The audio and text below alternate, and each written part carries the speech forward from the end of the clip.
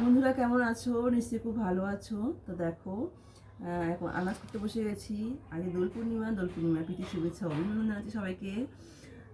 দেখো আজকে মটন হবে, তার জন্য পেঁয়াজ কাটা হয়েছে। দেখো এই যে পেঁয়াজ কুটেছি, আর এই যে আলু কুটেছি বন্ধুরা। আলু কোটা হয়ে গেছে, আর আদা রসুন বাটা বাটা হবে, ওই জন্য কুটে রাখছি।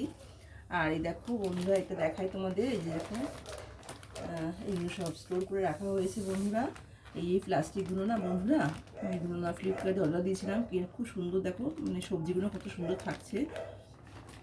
শাকগুলো সব সানডেতে এনে প্যাকিং করে রেখে দিয়েছিল, সব রয়েছে। দেখো দেখো, এটা লাল শাক, আর এই যে উচ্ছে, দেখেছো বন্ধুরা? তোমরা এরকমভাবে রাখবে, হ্যাঁ।